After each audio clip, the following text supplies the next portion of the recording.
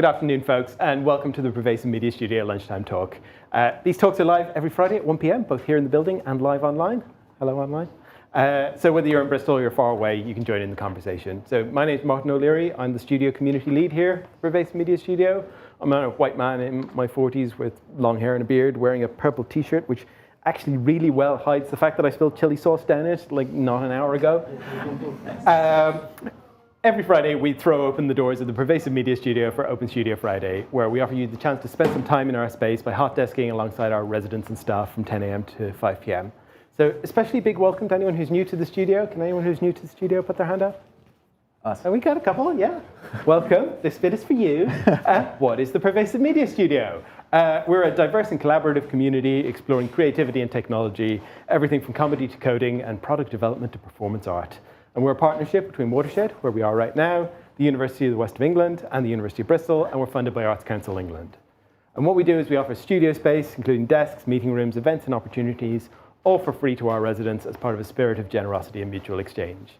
And we're a space for people to take risks with embryonic ideas and to make some time for collaboration. So just a few notes before we begin. Please do feel free to move around. Kitchen's back there. You can grab a cup of tea, coffee, water. We have a quiet space just, well, to my left, to your right, through this wall here. If you need to take a break at any point, you can pop in there. It's pretty well soundproofed, comfortable, dark.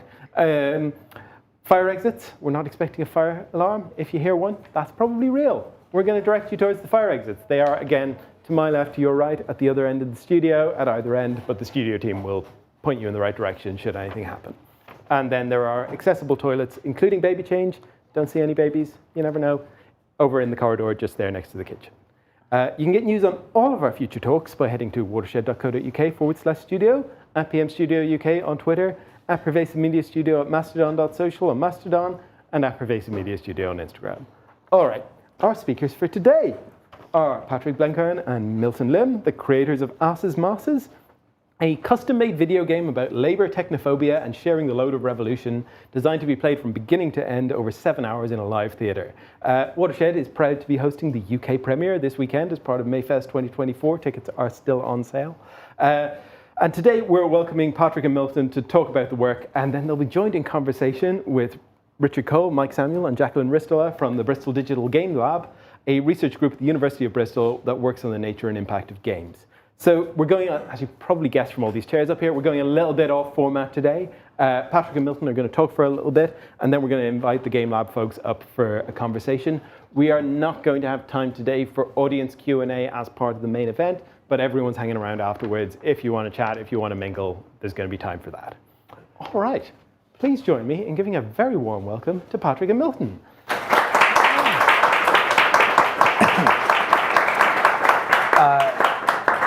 Thank you, everybody. Very excited to be here. Never been to Bristol before. Yeah. My name is Milton. Hi. My pronouns are he, him. In terms of a visual description for those online, I'm a Chinese man with hair swept back, black hair, circular glasses, relatively short, and I'm wearing all black. My name is Patrick Blenkarn. I use he, him pronouns, and I'm a white man of the age of 33. Losing his hair, and I'm wearing a blue, it's a blue shirt that I'm colorblind. I'm wearing a blue shirt that says Siete Siervas in the top left corner of it. We're gonna start a timer here because we wanna make sure that we can all talk with our dear interlocutors soon. So we're gonna give ourselves 10 minutes to sort of tell a bit about what this project is, what we made before it, what we made after it, what we're still doing, and then go from there. Out of curiosity, just to get a sense of like hands in the room, how many people are here from live performance, theater, dance, live art? Live performance. Okay, just so we know how to tune this a little bit. How many people are here from game development in any form? Like programming and kind of thing. Okay, kind of. Okay. And then from like digital media, interactive generally. media nerds, that kind of thing. There's crossover. And we missed some people. Like, where are you from? Yeah, it's like, well, I wasn't represented at all. Yeah. Who here's like a potter or a sculptor? Cool. Oh yeah, great. So to begin, let's just show. We'll give you this is what our teaser trailer looks like for Asses.masses, and then we'll get into what why we did this. Yeah, so we're going to start by playing our teaser trailer. Cue audio for online. So cueing the audio for online. And am I good to go? Great. Perfect.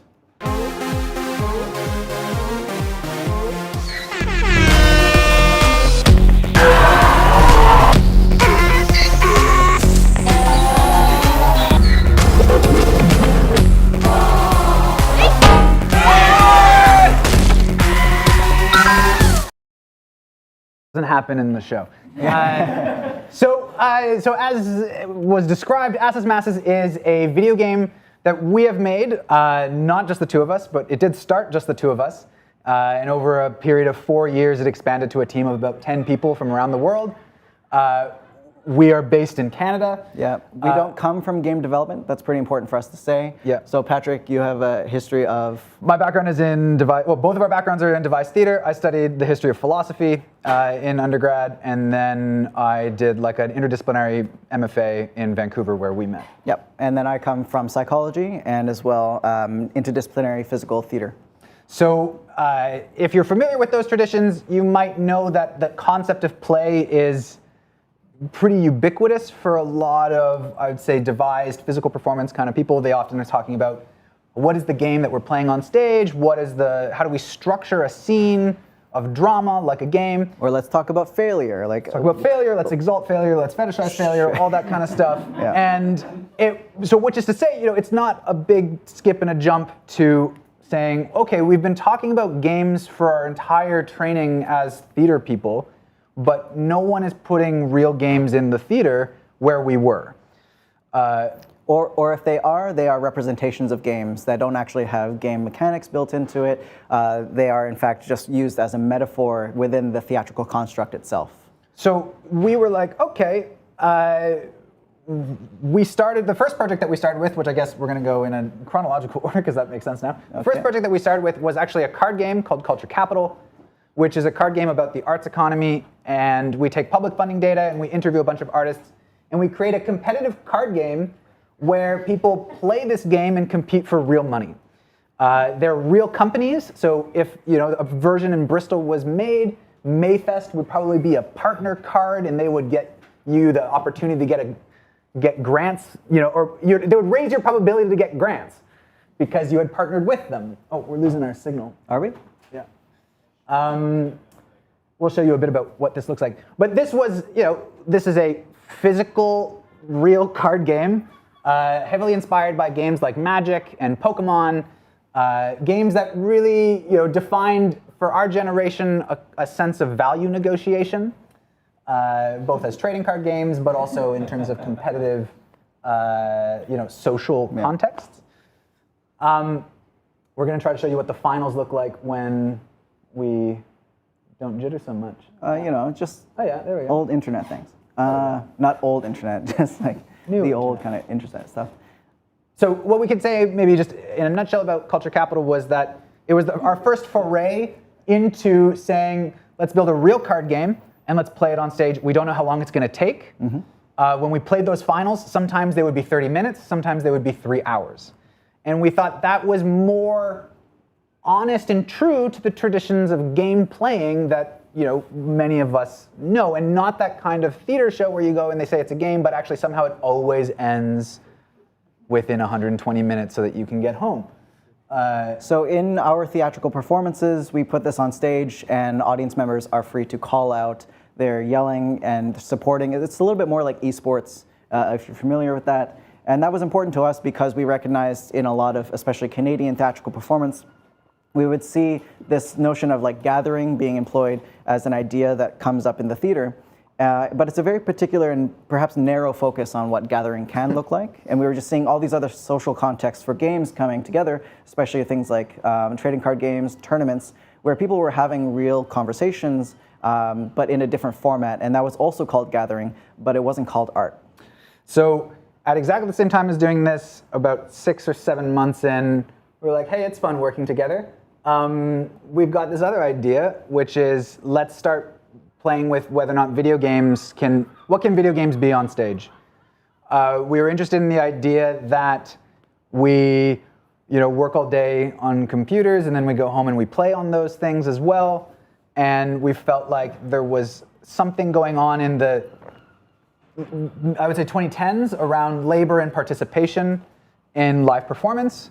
Questions about this sort of blurry boundary of like, okay, I'm a participant, I'm a spectator, but I'm also paying to like assemble these things on stage or go and find things for you. And we felt like there was also a rising trend in, or maybe not rising, but long-standing trend in video games to do work as a form of enjoyment.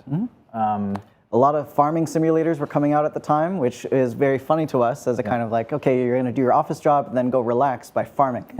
But you would never go and like be like, I'm actually going to go and farm on the weekends maybe. Or there are people who have the community garden, but that was what we were interested in, is what is that, what's that tension, or what's the difference there for those individuals? And perhaps not to be so glib about it, but like the other form of labor is also like fetch quests and fantasy and things that are not exclusively seen as labor, but you still have to work and you still have to level up. And all of this can be contextualized as like we're going to be working towards an end goal. And of course, there's a lot of game theory, which is like it is life, just put it within a different categorized context that you can actually win and see achievable observations. So all that's to say is then we decided to become game developers. We got a residency at a theater. We didn't hire any actors. We sat on a table and started doing Unity tutorials. We had no money, and it stayed that way for a long time. And we've actually, this project, asses.masses, has grown to become this 7.5-hour epic thing, partially because we keep going back to, well, what is it that games could introduce into a live performance context? I think when we first started it, people were worried that we were going to ask people to play Tetris in a theater for like 7 hours. And instead, we very consciously were trying to pull from the narrative, dramatic traditions, recognizing that there was a lot of shared, there's a lot of shared personnel from the world of theater and the world of game design. There's a lot of shared literature, there's a lot of shared like influences from the history of philosophy, from the history of literature and art. So the reason why I think if you're coming to asses.masses, you'll see those influences. Like we wanted to tell an epic story with a cast bigger than any cast that we could probably get on like a theatrical stage, because we couldn't hire all those actors. Yep, and going through worlds that we couldn't otherwise conjure up through set design. And so there were a lot of things that kind of opened up for us, and that we'll talk about that soon. In terms of being people that come from a theatrical background, but also saw ourselves working across very many different disciplines, which is often how we work. And that's maybe worth saying, that we will have an idea and then we'll figure out how to get there. It's not so much like we'll have an idea, but we'll force it into like, well, it's got to be a piece of theater. Yeah, we should say, just if you're trying to be like, okay, how do these artists approach the next work or the current work? Maybe we'll just like sort of split our practices for a second, because I come from a very specific kind of, I did a lot of interactivity kind of stuff, but every project was different. It would be like, I want to know how to make books, so I'm going to just figure out how to make paper. I'm going to figure out how to become a printmaker. I want to do graphic design. I'm going to make the next project. And it would always be based on what the subject of that project was, not as much a, I didn't just decide that it would be a good idea to become a game developer. It would be, oh, I bet if we did, if someone could put games here, we might see something different. And that necessitates a transformation of one's own practice. And I think you have the same relationship with other digital media practices as well. Yep. Expressly with like projection design and interactive design, coming from more theater, participatory theater, and then how do we interact with people in spaces, and then eventually games. So we both kind of arrived at the same place through different means. I realize we're probably coming up on 10 minutes, so maybe we'll say, oh, there it is. We could say one more. We'll just quickly say we also made a tabletop role-playing game called Farce, which is somewhat of a sister project to the card game Culture Capital. This was taking more from the traditions of tabletop role-playing games, specifically things like Dungeons & Dragons, also The Quiet Year, which is a map-making game.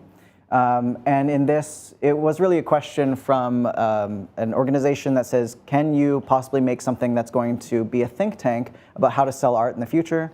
Our response was, no, maybe something else. And so we ended up creating this 5-day event, really, 4 days of gameplay, where we invite people to come in through an industry series event. where there's a bunch of presenters, artists, and we try to disrupt positional power. So often in cases, you might have a presenter in the room, and all these young artists are like, "Hi, really nice to meet you. How can I maybe curry favor from you without being too overt about it?" Or how can we be friends?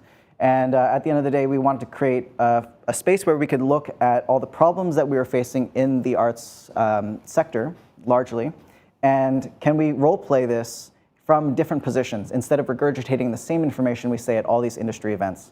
And so we asked people to come up with fictional characters that they would play that are very opposite from who they are. And then they would come into a room not knowing all the other people around the table and start to address questions. And it would be a yes and as we kind of skip forward through time. And over 10 years of gameplay in their fictional cities, they would eventually see the ramifications of really wild kind of gameplay. So inviting people to say, yes, yes, okay, well, what else can I come up with?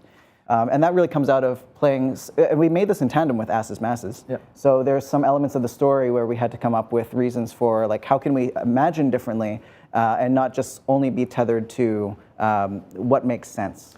And I think before we get into this next section, something I think we should just really hammer home that time has been this theme that comes up again and again for us. And it's the thing that we feel like games are giving us as live performers or live performance makers that is different or unique, that we don't have as much control over time, or we need a lot of time. It doesn't feel like it takes it doesn't feel long. If you're going to come to Asses.masses, I just want you to know, it doesn't feel long. It's super fun. You're going to love it. And please tell your friends. Tell your friends. It's best experience as a group. And we say that because it borrows from like video game, basement, politic culture, where it's like, hey, can I have the controller now? It's my turn to play. Can you get me some Mountain Dew? Like, you know, all that stuff. But that creation, that long duration, and trying to find a way to justify in this day and age the idea that you're going to come together for 4 days in a row to play that role-playing game, adopt that character, and then on the 5th day there's this like big town hall that we do where we announce we tell the stories of what happened in all these places. That you're going to come to the theater for 7.5 hours. You're going to spend the whole day together with people that you maybe don't know. Your shoes will come off by intermission number 4. You may have changed your seat around. Hopefully you'll have met the person next to you who you didn't. You'll learn the name of some of your newfound comrades. Or you're playing this card game and it's taken a long time. It's down to the wire. It's a nail biter. It's 3 hours. Something is happening in those moments that I feel like we don't get in some of our other live performance experiences as much. Yeah. And on the game side of things, we're really interested in critical games, like games within a context that it can be played anywhere, it's true, but within a certain context, it really comes alive to ask very pertinent questions about why we're here, what we're doing, and also tries to take the subject matter and spin it in more interesting ways. Yeah. So, who plays? We started to think of like, as we started these games, and we still ask ourselves this question all the time, is this a game that is for everyone to play, or is this a game that actually it's about who plays it? And we need to watch those people play it, because there's something in that casting that is going to be articulate or sharp or reveal something new about the power relations, about the game itself. And I think that's our invitation always, as we keep thinking about what else could games do in a live performance context. Who plays, where are you playing it, and what is the game itself? So those 3 pillars, I think, are the big whys. The big whys, yeah. Yeah. So maybe that's for us that we'd like to wrap that up and thank you all for invite coming. And no, I'm kidding. Martin, if you would like to introduce our esteemed colleagues. Colleagues here from the Bristol Games Lab, Richard Cole, Mike Samuel, and Jacqueline Riswa. Woo! Folks at the back, there are seats up the front if Come you're on up. looking for somewhere to sit down. But if you want to hang out there, that's cool too. Also, we just want to begin by saying they prepared some questions, and they're great. Yes. I've been deeply assured that you have not prepared answers, so this is live. It's a real pleasure. It can take a while. It's a real pleasure to be here to talk to you both, and Jacqueline and I are very much looking forward to coming along tomorrow. So not you. I didn't want to single my out. Blame the child, blame the child. All right. I'll kick off if that's all right. This sort of follows on quite nicely from your discussion of culture capital, because I wanted to pick up, that was your first collaboration, if I'm not mistaken. Yes. Yeah, so the trading card game that I've got here critically engages and celebrates the way in which value is created within performing arts economies. So I'm really curious as to how that as a board game with its own mechanics, its own context, sort of helped to perhaps establish the dynamics for asses.masses, or how did it establish those dynamics? Did it feed through, especially sort of how that transformation from the kind of board game features that you've got there to the digital? That's great. We, similar to the things we've said already about like the ideas come first, I don't think we necessarily saw like asses.masses following from Culture Capital in direct kind of like subject material or game mechanics. They have certainly fed each other in terms of like the social capacities. We've actually just finished and are about to premiere the first ever multiplayer version of the game, because historically it's always been 1 versus 1. Which for us was important at the time to get into the histories of like Pokemon or Magic the Gathering, very popular card games that can facilitate tournaments. But Patrick, you were the one that was like, but there are also social games, more like board games, more like games that you would play as a group that also have these conversations. And so we've only recently now done that, and we're excited to premiere that in Barcelona. In Catalan, which is That's gonna be fun. It's fun. I think we should say that I don't think there's a huge overlap of mechanics or sort of the theory that we were thinking about them, but they were developed at exactly the same time. Like Culture Capital started at the end of 2017, asses.masses started at the end of 2018, and they both like gestated for 4 or 5 years. Culture Capital's still going, asses.masses is still going. I think at that time there was a question about value that we were interested in, the value of art. Why do we do it? Why do people judge one piece of art to be better than another? And what are the very real politics that we see playing out in our Canadian context that is affecting whether someone's art is any good? Hey, that theater made a show.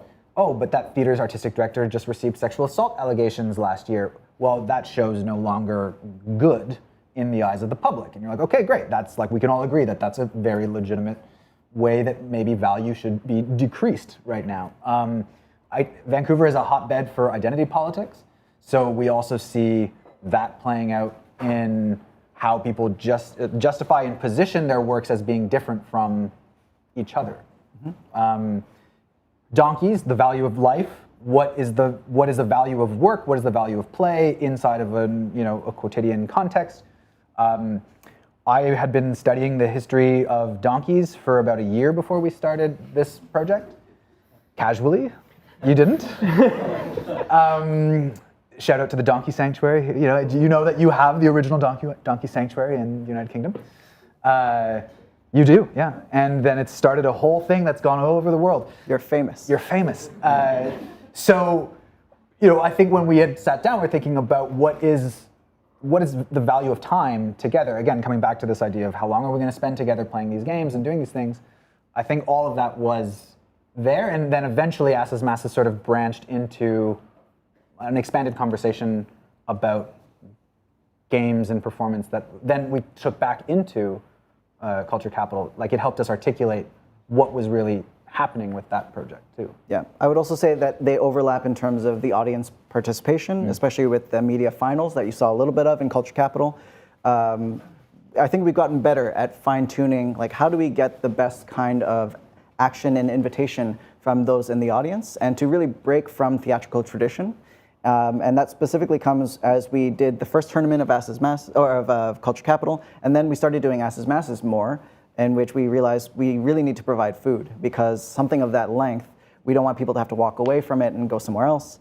Similar to Culture Capital, we had to figure out like what's a good price point for the cards that allow people to feel like this is something that I can come into, I can learn very quickly. And actually, that's a really good thing to hammer home on, which is when we invite someone into a space to play a game, do they know how to play already? And asses.masses borrows from many traditions of video games that are familiar, although there are also people that play the game and they have no idea how to play games. But then in those circumstances, they have an entire audience behind them to support them. In card games and board games, not necessarily the case when you're the person playing. And so the incubation period of having to teach someone is almost a necessary component for a lot of those types of games, whereas like Miyamoto in Super Mario Brothers, for example, very famously, like you would do the first level, and in the first level, you know all the things that you need to know for the rest of the game almost.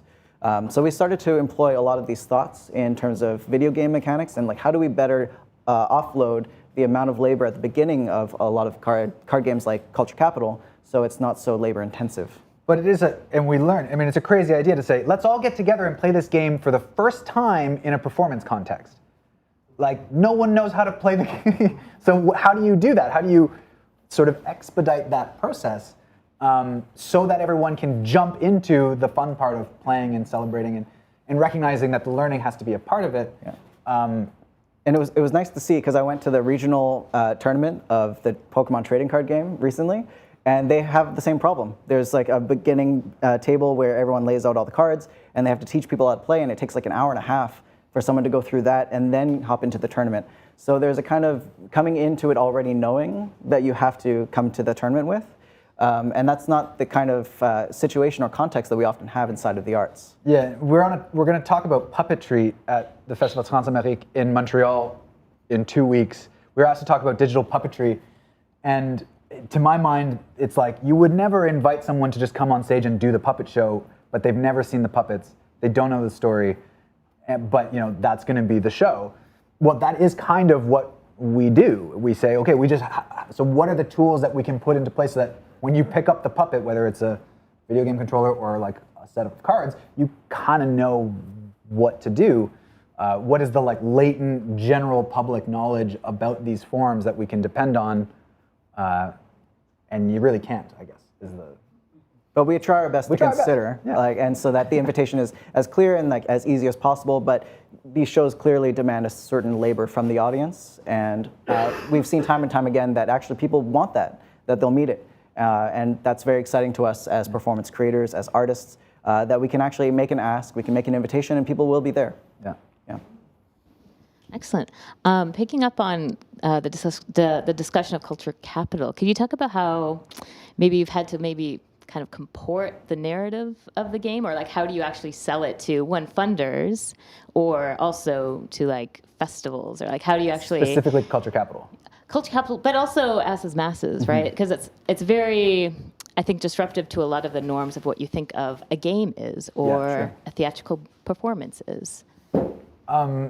Let's talk about what we changed in asses.masses, like UI kind of stuff. Start maybe as like that's like what we've actually changed to meet the form. Right. And then we could talk. So you'll see, for those who come on tomorrow and the day after, that there are some sort of classic things that you would find in an RPG fantasy game that we don't use. Things like mini-maps or inventories or things that remind you of what happened for like 4 hours ago.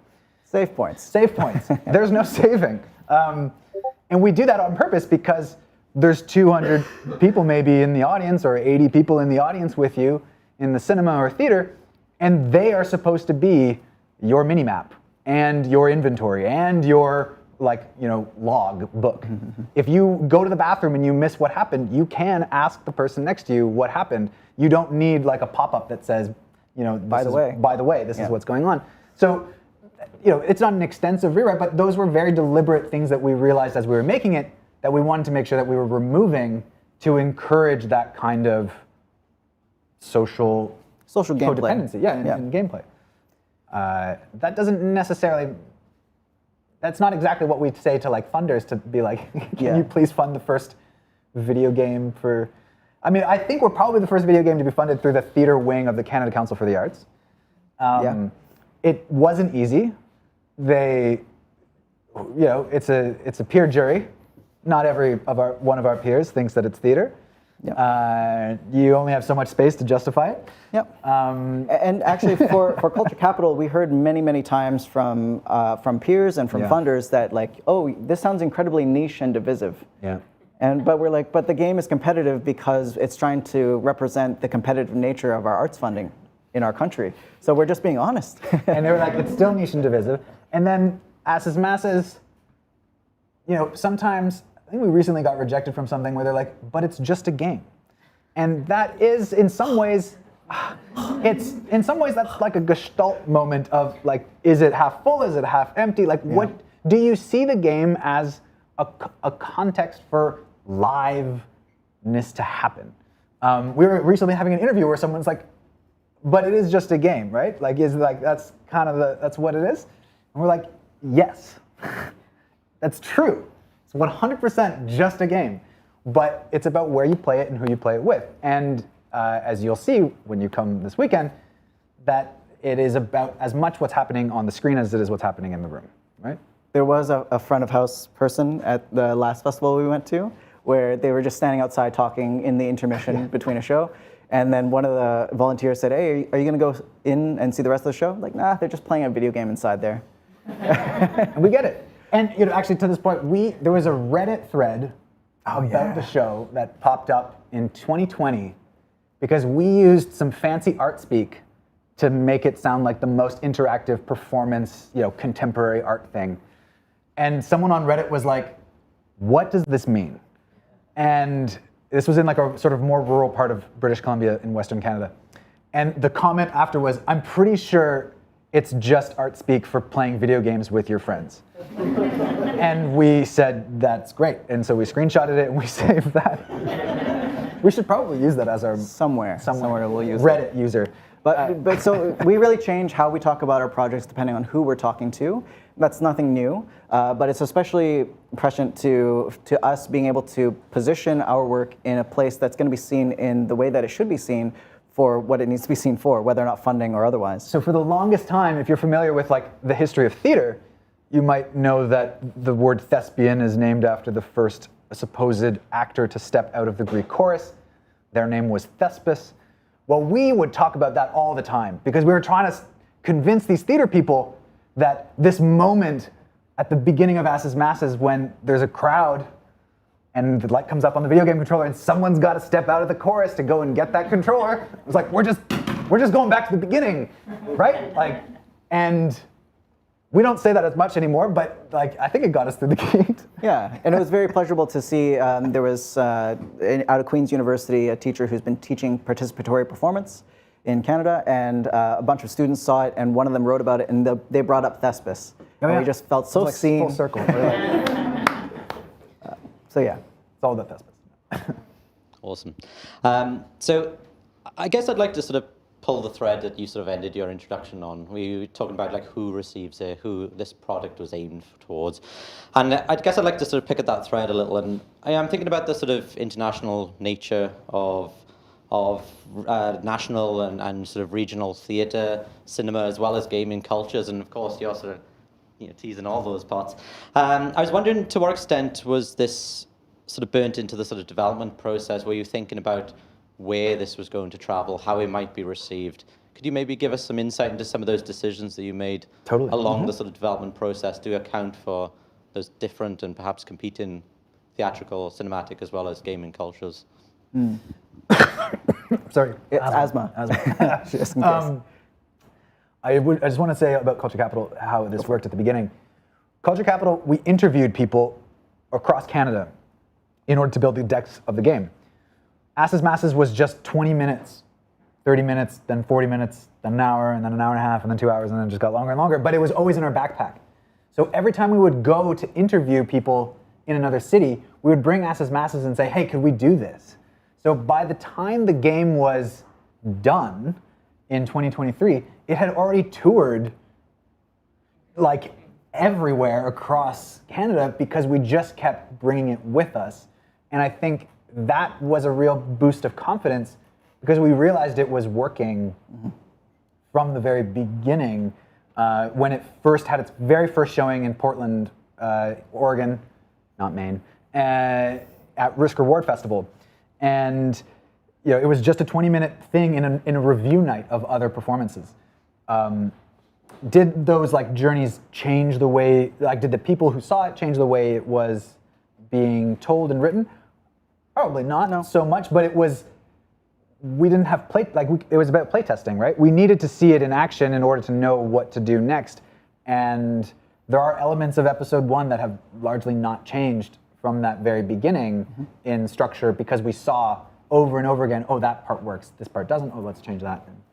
Yeah, and maybe contrary to a lot of game studios who know what the game is going to be when they start, we did not know, and we should also say we borrow from a lot of different game genres. And so every episode, and it is an episodic series, and I know that some of you have written about episodic series and binge watching, That there's something for us in that every episode there's something new, because someone else in the audience might know how to do platformer games really well, someone else might really understand puzzles, and so we wanted to create a context where someone could really bring themselves to it and be kind of the champion in the room for whatever that is, as much as it is weaknesses and strengths. And maybe I'll also just say that it was also a very organic process trying to create this game. We didn't know at the beginning we didn't know towards the end what the ending would be. And so as we were continuously making, we knew what we wanted to see on all the different parts. But as for exactly how to execute it, because we were learning as we went, it just meant that we're still in process of like going back and refining things. But asses.masses was always informed by where we were traveling to, as Patrick is saying, and the people we were meeting, the games we were playing, things we were seeing at the time.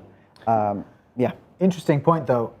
Asses.masses premiered in Spanish in Buenos Aires in 2023. It was invited to be presented in development in the Festival Internacional de Buenos Aires in 2021. That meant it had to go into Spanish. We didn't know how to build a localization system. We didn't know how to do any of that. So we just hard translated the entire game into Spanish, rewrote it in all the code, and we're like, it's in Spanish now, just don't lose the original English, and we'll rewrite it after. But that had major impacts on things like, one, our confidence in knowing that it could be translated. So asses.masses is currently being translated into French, Portuguese, German, Italian, and Turkish. It's going to premiere at festivals in all those languages within the next year and a half.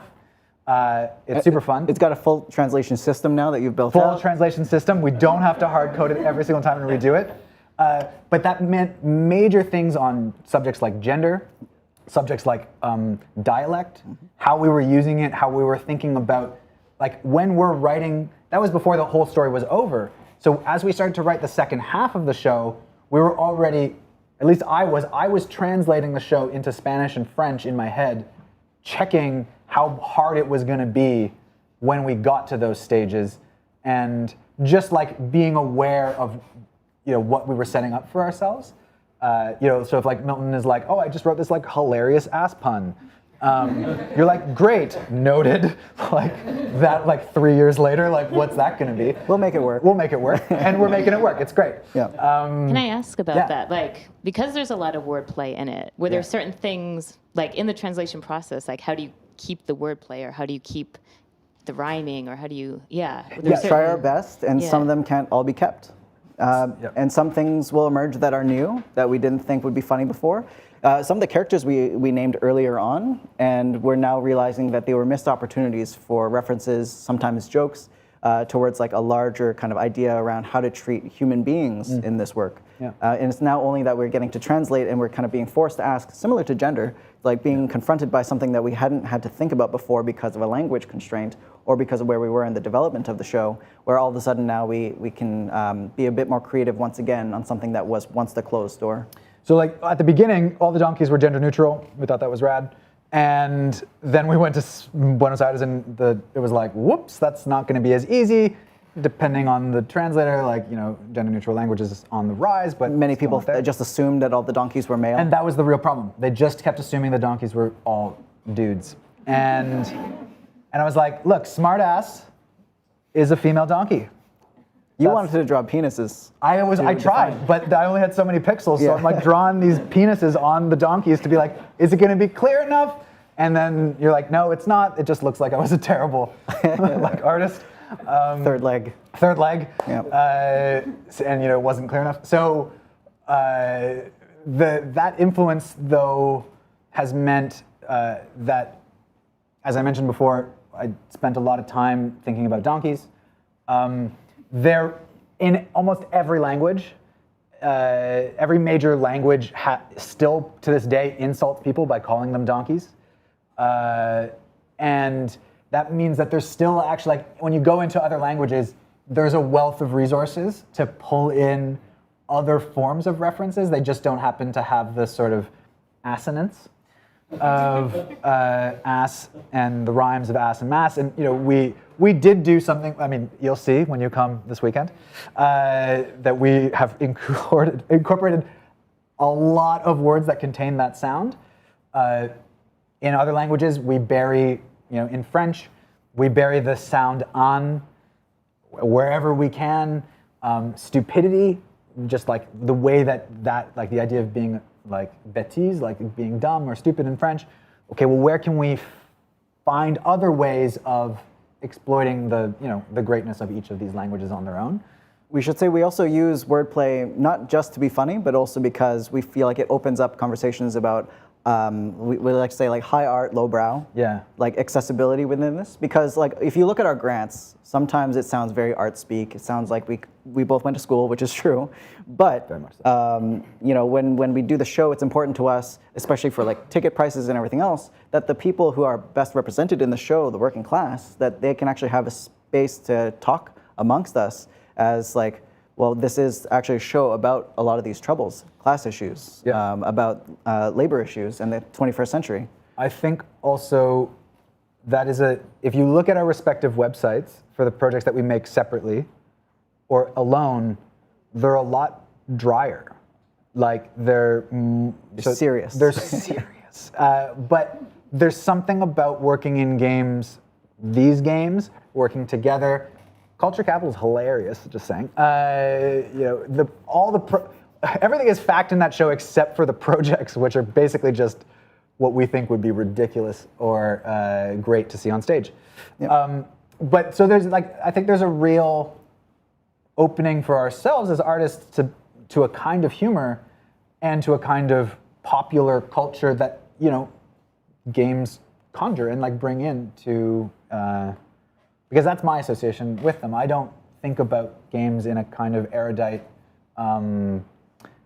opaque, inaccessible kind of way. It's actually like, oh, well, this has to serve this function as a place for the public to come together and do something together. There will be moments where people sound really erudite or like intellectual in the game, but there's also the total opposite. And this particular game, Asses.masses, is so many episodes and so long that we get to actually have all those characters make an appearance at some point or another, which was really exciting for writing because we could actually have range in ways that maybe in a four-hander play, everyone just becomes their kind of like cookie cutter of their particular situation. Or they go off stage and change costume, come back on. Exactly right. You have to believe. You got to believe. So does that make sense? Yeah. Can I pick up on that idea of what games and popular culture can do in this space? So I'm curious about the video game inspiration that's fed into Asses.masses. You've already mentioned several times that there's lots of different inspiration there, but I'm curious about that in tandem with this idea of nostalgia, because I know you've both spoken about this elsewhere as sort of nostalgia and technology, or nostalgia helping us think of a time when technology was simpler and when you could sort of put your finger on it and it was explainable and it made sense, which is very much not the case anymore. Yeah. So do you think the video game nostalgia, especially when it is recognizable and has these sort of quite powerful pulls on our emotional beings, does that help as a kind of heuristic for understanding technology today? That's a great question, right? It is. So we have complementary but sometimes different relationships to video games. Patrick, you largely haven't played as many video games after a certain point in your life because you got busy with school and sports. Sports. But I kind of kept playing video games through all my life. But we do have the shared understanding of, especially growing up in the 90s, pixel art, video games, the kind of digital epics that you would see through things like Chrono Trigger for me, Final Fantasy 2 and 3 were some of my favorites. And you like Final Fantasy 10 for you was also pretty big. 10, I was a Crash Bandicoot kid. Yeah. Pokemon. And so all of those things, especially like Twitch plays Pokemon, if anyone doesn't know, that's where on Twitch someone had modified Pokemon so that you could play using the chat function. So you had tens of thousands of people every day just going on and saying up, down, A, B, select, start, and it would input that into the game. And so there was this community of tens of thousands of people trying to play a very chaotic version of Pokemon. Yeah. And it was surprising, but I think they made it to the end. And people were kind of documenting it almost anthropologically, day by day, saying like, today we lost this Pokemon because someone accidentally just like set them free. Released it. And that was our strongest one. Trying to get through the cave where it's all dark and you can't see anything and you have to just listen for like bump, bump, bump was almost impossible.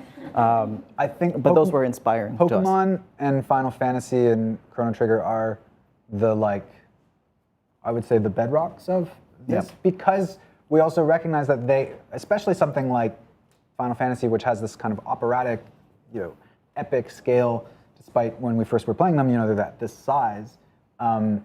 As we were going into the theater, it's like, what is the biggest stories that we can tell? What's the sort of grandeur that we can use? And so I think there were that. Also, as learners, if you didn't put your hand up for making video games, but you're like, actually, I kind of want to, Pokemon 16 by 16 sprites is a great place to start. And so that was what I started with. That was what was available to us. And it was thematically tied in terms of animals and labor. If you haven't seen the PETA version of Pokemon, it's pretty interesting. Ensemble-based storytelling was also important to us. Now with the affordance of not having to pay for every single actor that we were bringing in, this is now we can have a cast of 15 different characters that can all be having these long backstories. We could explore them all together. It felt like we had all these other tools at our disposal that now we can use that we really wanted to make good on. To talk about technology though in the 90s, I think there was from the very beginning, I was interested in the idea that the early 90s was a transition point in global capitalism, that there was something about this moment where the ideology that the donkeys have largely was declared dead in with the fall of the Berlin Wall in '89. And so there's this sort of post, what are we going to do with socialism moment that happened to also be, with the rise of capitalism was also the massive rise of video game distribution around the world. And so we're okay, what was that moment? Our game isn't set in the 90s, but the world looks that way for large parts of the game. No spoilers. And I think there was something about how, as you're alluding to that other talk that we'd given about, what is it, what kind of feelings come up with that aesthetic and how comfortable it feels and how largely also it's a kind of apoliticality maybe, or a retreat. You can retreat from politics in the comforts of that nostalgia. It's worth noting we also do borrow from contemporary games as well. Absolutely. Especially since a lot of those games have become maybe more critical about agency and participation. What is the role of the author in terms of relating back to sandbox video game culture, where you can go anywhere you want, you can do whatever you go over that mountain, sure. And so things like The Last of Us, things like BioShock, things like the Stanley Parable for independent games as well. All those were exciting and meaningful contributions.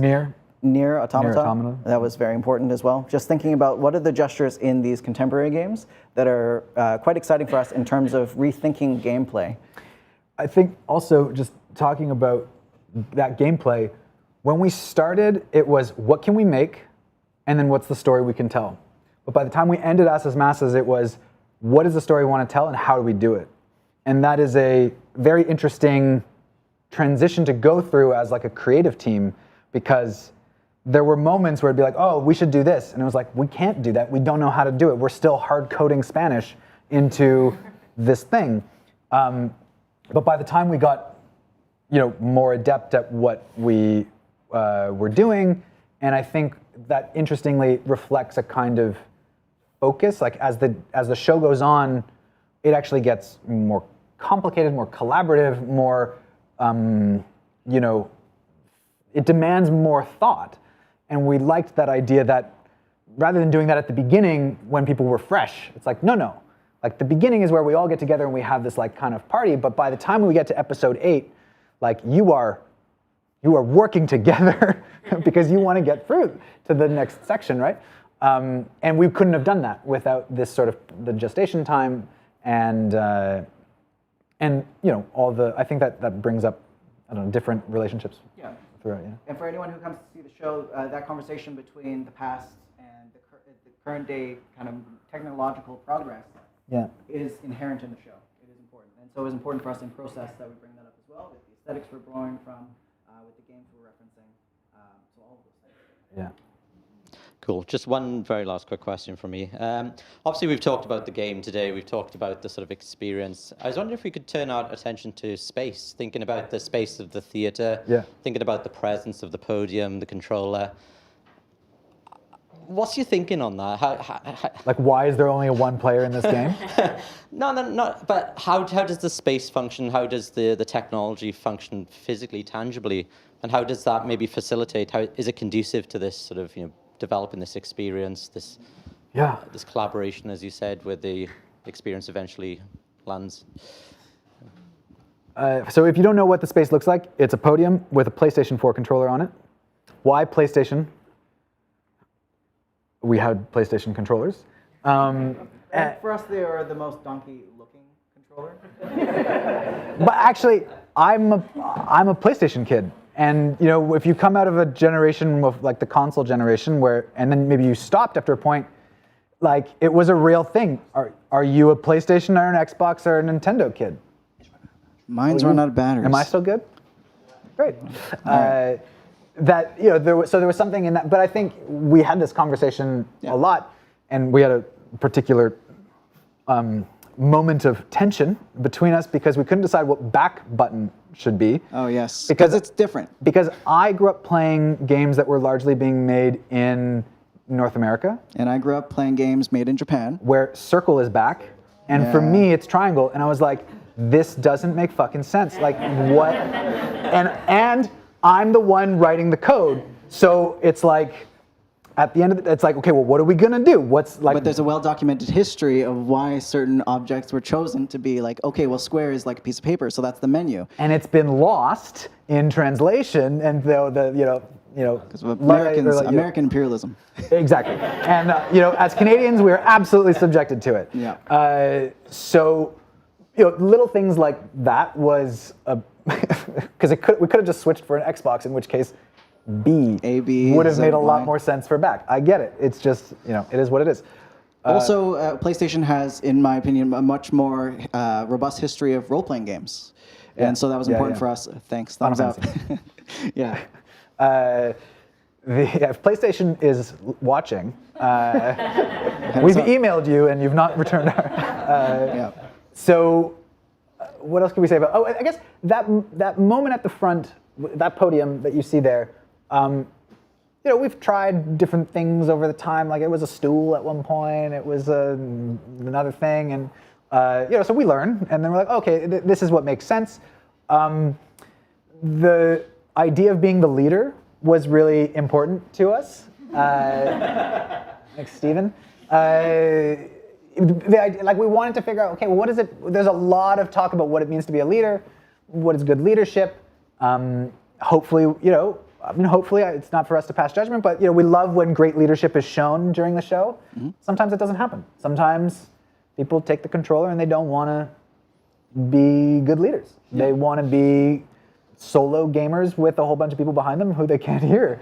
And that is, all of a sudden you will see a wide array of very temporary ad hoc political organizations come into existence and disappear over the course of that 7.5 hours. Yeah, and sometimes there are good leaders for the wrong section, right? Like, oh, I'm really good at doing this and I can lead us through it, but I'm really bad at listening to other people. Yeah. Or like, I'm really good at listening to other people, but I'm really not technically skilled enough to get us through this. So actually, maybe another leader needs to step up. Yeah. And we would love to see that more in kind of contemporary politics and in terms of our relationship to each other, right? Where we can say like, okay, I can step in for you, because in our current day politics, there's so much delegation. There's so much like, okay, well, someone else is in charge, and I've voted them into power, and that's enough. And hopefully, asses.masses is a larger gesture towards, can we actually all be responsible for each other and for the larger powers that be, and to take responsibility into our own hands as much as possible. Yeah. Because Led by Donkeys is a great establishment here, right? We didn't reach out to them for sponsorship either, but we should have. Next time. Next time. Yeah. So I think the design, the design that we've got there is also flexible, right? Like people are going to occupy that space somewhat differently. The position that they have on them, we don't get the chance to talk phenomenologically about the embodied experience of asses.masses very much. But I would say, if anyone's out there wanting to do that gloss, we can talk that talk too. And how does the body change over that time? How does the audience body change? How does the player body? We see people some people, they know they're on camera in a sense to the people behind them, and it changes the way they move and react, and it's fascinating. Yeah. And also, there's like the formation of a collective body. Also. Exactly. Yeah. Shoes off. Shoes come off. And on that note, I'm just really curious about the democratic nature of the game. The game's been called democratic. You've also written about this sort of in other contexts and other venues. And you mentioned the sort of basement politics as well. So there's definitely lots of political context to the game. I'm really curious, do different countries that you've toured in, are there different political responses to the game? Do you find that audiences respond differently depending on the political climate, where they're coming from, or is it just so different depending on the makeup of the audience on that night? Yes. Yes, there are differences. Yeah, so Spanish-speaking audiences that we've done the game with are very vocal. In Mexico City and Buenos Aires, we should be specific about where they were. Yes. And generally, we would say there's a section in the show, this is not that big of a spoiler, but there's a section where you get to name one of the characters, and their responses are generally more thoughtful than our English-speaking counterparts, which are usually like an ass joke right off the bat, and it's like first thought, best thought, and that's okay. But we have actually had, I think it was in Buenos Aires, where like they turned around and like really heavily considered, we're going to name this character, so let's make it good, right? And whereas like in Vancouver, where we just did the show, someone's like, I don't know, how about sweet ass? Yeah, okay. And we learn a lot about the way that particular audience, we're often in art festival contexts or theater seasons, and so who goes to those places, who feels like those are places that they're welcome in, that comes with a certain context. Though we do get a lot of people who say, I've never been to the theater, I didn't think this would be something that I would ever see at it, I didn't think I'd ever go to the theater, which is always a very interesting conversation. But we'll see things like Toronto be a bit more, by them, like let's be organized, let's stage manage this shit. Vancouver be a little bit less communicative amongst each other, a bit more independent, quiet. Maybe I'm just going to start the game and let's see if anyone else notices. Yeah. A real kindness that's quiet and sometimes harmful. and I'll say that as someone who lives there. So. Halifax, also like a different kind of like warmth. I mean, stereotypes are real. That's all I'm gonna say. Unfortunately, but a lot of times they do, and it comes out in these very simple things like the audience tomorrow and Sunday are gonna choose how long the intermissions are. I don't know how long it takes for a Bristolite to chug a beer, but like that could be something that regulates it, right? It depends on where you are. It depends on the some of those like very simple social habits. Yeah. So we're excited to see what's Bristol going to bring. We're excited to see all of you this weekend. And all your friends and family, please. And all your friends and family. Thank you. I think we're at the end of our time-ish. Yeah. So maybe we could just say thank you to you. Thank you to you. Thank you to Matthew and Kate. For bringing us here. Thank you to the Pervasive Media Studio. We're gonna stick around. We know we don't have like the Q&A set up, but we thought it would be fun so that you could actually like come and talk to us if you want to talk to us. If you don't want to talk to us, then you can just leave. And if you'd rather just email us, find us online, like all things are possible, and we're very friendly, and we would love to chat with you about more of what you're thinking about, how we might engage in some of those conversations. But yeah, we're only we're one show in the festival. There's many, many great shows for you to see. So please do support Mayfest. Please come out, and thank you so much for having us. Thanks, everybody.